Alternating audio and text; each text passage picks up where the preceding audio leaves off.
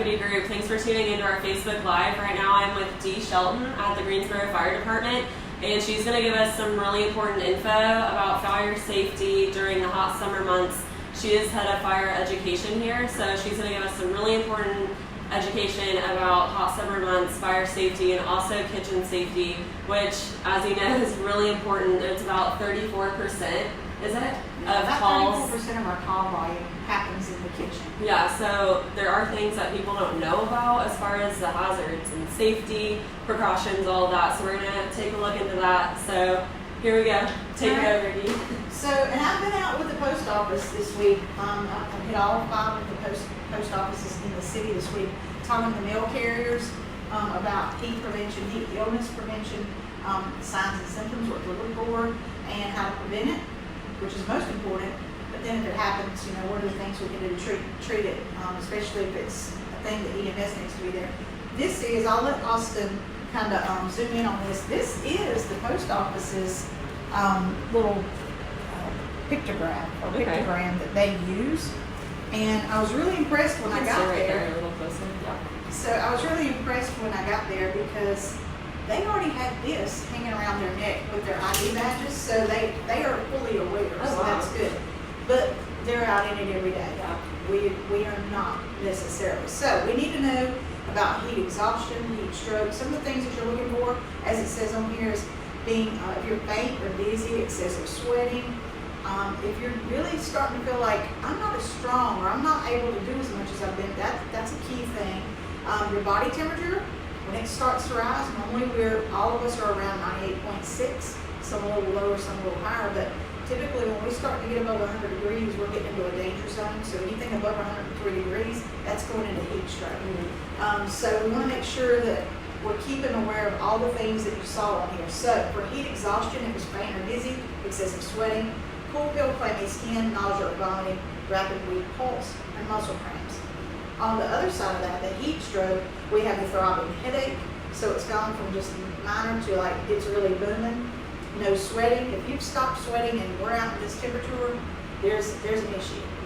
Your body temperature is up, red hot dry skin, nausea, vomiting, rapid strong pulse, and you may lose consciousness. So all of that, you need to be getting to a cooler place if possible. Definitely call the 911.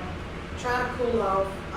Yeah, you especially need to be careful in the cars nowadays too. I've heard it takes like 30 seconds for dogs to even go into heat stroke. Because you know they're already covered in the fur. Yeah. Our vehicles are so hot, so we really have to be careful with that, and especially with the babies. And we've talked about this in the past that you're like, you know, the pros say, well, put something important in the back seat so you remember the baby. And we're all thinking, well, isn't the child? Yeah, exactly. But it's not so much saying what's important. What is something that you can't get out of your vehicle with? So for a woman, what's something she carries everywhere? Your purse. Your pocketbook. For a guy, it's your wallet. I mean, you're not going to be able to go to the ATM or you're eating lunch money or whatever without your wallet. So anything that your briefcase, all of your work essentials, put them back there with the child. That way, even a shoe, you take your left shoe off. Exactly. So even if your train of thought was, I need, you know, it's on work and you forget to go by the daycare.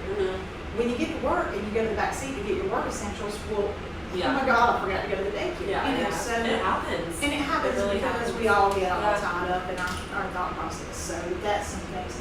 But keep it in mind for being super hot during the summer, trying to cool off. This is a thing that I told the Postal Service this week about. There's all kind of little towels, and I should be getting some kind of rep here because Salt like but the cool towels. I don't care what brand it is, the salt towels. But this thing, it kind of feels like what they say is shark skin. This thing looks beat up. I've used it for years, but obviously they last for a while. But you're basically just wetting it. And then as you wiggle it in the air, it cools, and then you're putting it around your neck, and that really helps. And then you just fold it up and put it back in the container there. Those things are awesome. They're great for people working out in the yards, your landscaping people, the Postal Service, anybody that's got to be out in this heat. It's great for them. Another thing to do is, when you're out and about, if you're going to be outside for a long period of time, is take some water, mix it half and half with something like Gatorade or something of the like, because water's great. it removes the toxins from our body, and we need water. But the problem is that it's not replenishing the electrolytes, the salt, all those things, potassium that we need, that we're losing in the sweating process. Mm-hmm. So mixing that Gatorade with the water half and half, take those little bottles, buy a 6-pack, do the half and half, freeze 4 of them, put them in the cooler and have 2 ready to drink while you're out and about. The others are keeping those cool, but they're also melting throughout the day so that they're ready to drink at a later time. So just a way to keep hydrated. Cool. Okay. All right. That's all some really great info. Are we ready for kitchen safety? Yeah, so let's move into the kitchen safety. So we have this cute little thing that I just recently got, Halloween. Even though it's seasonal, there are things that Halloween provides us that we can use for props. Here in the Fire and Life Safety Education Center, we like props, but we don't want to play with real fire. Because that itself is a danger. So we're gonna pretend that this is, we're cooking on the stove. And that this would be a fire.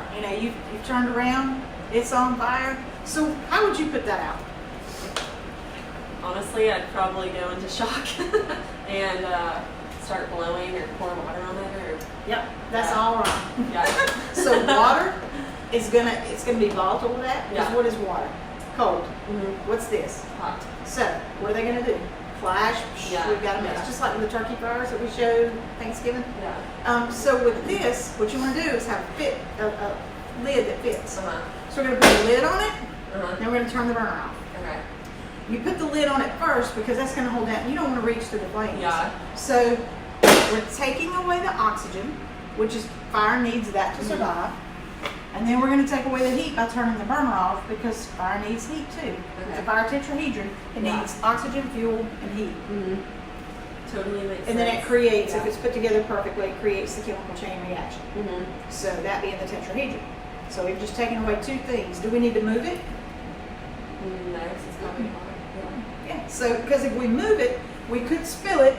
It could knock this lid off. That re-invites. If that's still at its temperature, it re-invites the oxygen, sets it off again. And what if we spill it on ourselves? Now we're burned. So that's kind of how that works. And you want to make sure that what we call combustibles, anything that'll set fire easy or catch fire easily, is not around the burners, not around the hot area. So. Well, we've got these neat little things. We only have a limited supply, and unfortunately, these are only for the citizens here in Greensboro or in Guilford County. But they're called a fire stop. And what they do, this one is actually too short. It has to be a clearance of 27 inches from the stove top to here. But if this were to work on the one at home, if you've got a fan or you've got a microwave, the metal, it's a magnet. And it has a little wick here that it could light off. So it's going to go over the 2 burners here, and this other one goes on that side. What happens is, if that fire happens, the impending flame has to hit this fuse. It's not the heat from cooking or anything like that. It is the impending flame on that fuse. It sets it off, releases the same thing that's in an ABC fire extinguisher. It absorbs the grease, smothers the fire, puts it out. We've got pictures just from a couple of weeks ago. It was on the news. Oh my gosh. That's either the 5th or 6th state in the city since we got these. Wow. I'll be sure to post those on our Facebook after. Yeah, we can get those to you. But I mean, it's a no-brainer. If it works. Now, it may not, and if it's gas, we can't do it on gas for the simple thought process that if we're putting out the fire here and you put out the pilot light, now we've got a gas leak. So it doesn't work for gas. But you got to have that clearance. But it's a great thing to have. It's a little bit of a mess to clean up afterwards, but that's much better than losing property or life. So true. And I mean, things like this do happen. I mean, we had our own, Greensboro house burned down pretty much in May, was it? So that was just a catastrophe in itself. So want to make sure you do everything you can to avoid anything. It does happen. It's not like it's never going to happen to you. But we can prevent it. Yes, exactly. For the most part. Sometimes something's going on you don't know about. And we'll do some videos later and talk about the electrical, which gets into a different realm. But for the most part, if we're really careful and we think things through beforehand, we can prevent a lot of this. Well, thank you so much for being with us. You're welcome. Stay tuned we're going to post more videos They're not going to be live, but we're going to make a video with, is it carbon monoxide or smoke Yes, so detectors? we got the alarms, the carbon monoxide alarms, the smoke alarms, and then we'll do like some electrical safety. Yeah. Yeah, cover a little bit of that. Cool. All right, sounds good. Thanks Thanks for so tuning much.